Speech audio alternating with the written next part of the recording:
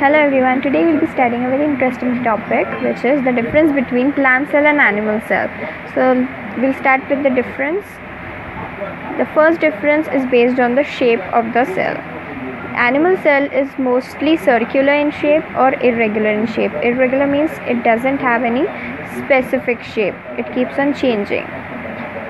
Whereas plant cell is mostly or always rectangular in shape and it doesn't vary. The second difference, as you can see here, is the presence of lysosome.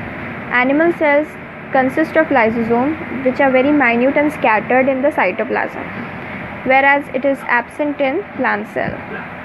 In plant cell, if you see, you will see, here there is a organelle which is called as chloroplast. This chloroplast is very important and used in the photosynthesis.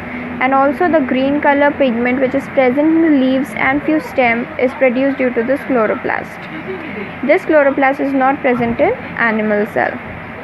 Another variation which you will find in the cell is the animal cell has a single membrane which is called as the cell membrane, whereas this cell membrane is also present in plant cell, but out of this cell membrane there is another membrane called as cell wall. So these are the basic difference which is found in the plant cell and animal cell. Now let's see the similarities between them. There are many similarities. Now why there are so many similarities, as I've already explained in the previous video, that these two cells are eukaryotic. As they are eukaryotes, therefore there are many similarities in them. So let's see. Golgi bodies are present in both of them. Free ribosomes are present.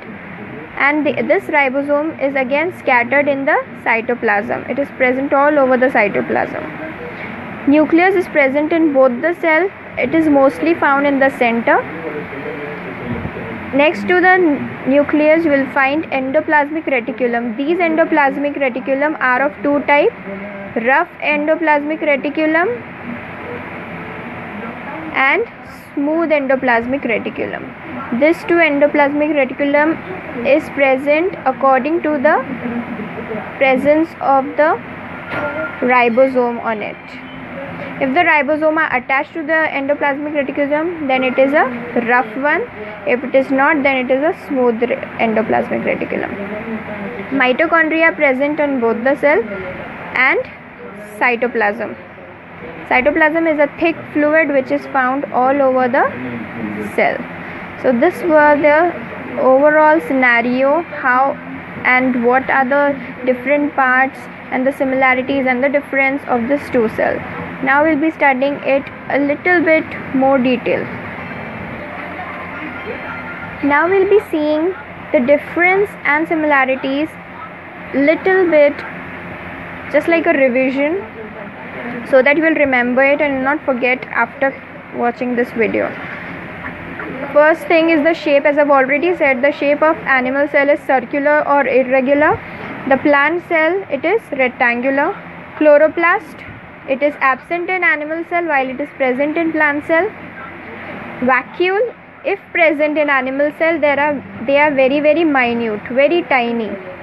Whereas in plant cell, the vacuole occupies almost 30% of the cell, and in few plant cell, if you see, almost 80% of the cell is covered with vacuole. Vacuole is the area where the cytoplasm is not present. Cell wall. Cell wall, as I've already explained, out of the cell membrane there is a cell wall, and this cell wall is only present in plant cell. Lysosome are again minute and small vessel kind of structure which helps in the digestion and the accumulation of wastage. The first similarity was the cytoplasm. As I explained to you earlier, that cytoplasm is a thick fluid which is found scattered all over the cell. Suppose this is the cell, so you will find the cytoplasm all over the cell. But those places where the vacuoles are present, there the cytoplasm will be absent. The second thing which is present here is the nucleus. nucleus is present in both the cell, as I have explained you. Suppose this is the cell, you will find the nucleus somewhere in the center, and this nucleus will consist of all the genetic material, for example the DNA. This nucleus is covered by a membrane which is called as nuclear membrane. Nuclear membrane.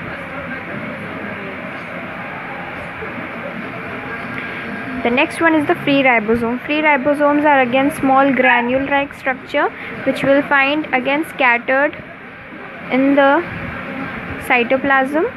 The main role of this ribosome is in the synthesis of protein. The next one is the endoplasmic reticulum. Endoplasmic reticulum, as I've explained you, are of two types: rough endoplasmic reticulum and smooth endoplasmic reticulum. If the endoplasmic reticulum consists of bead-like structure, which is the ribosome, then it is called as the rough endoplasmic reticulum. But if it is without the ribosome, then it is called as smooth endoplasmic reticulum. This endoplasmic reticulum is very important again.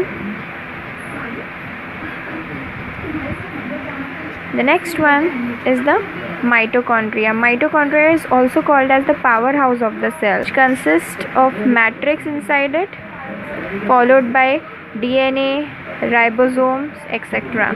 We'll be studying this as well in our upcoming videos. The next one is the Golgi bodies.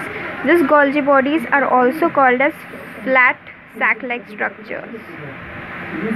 This flat sac-like structure releases vesicles kind of structure which is spherical in shape. Okay, what is the main function? There are many functions of Golgi bodies, but one of the most important function is that it transports protein to the different parts of the cell with the help of these vessels to the different parts of the cell wherever the proteins are required. This mitochondria, as I have told you, is the powerhouse of the cell. It helps in supplying the energy to the cell with the help of ATP. So this is all about the difference between plant cell and animal cell. In the upcoming video, I'll be explaining you the different organelles in much more detail. So stay tuned and do subscribe. Thank you.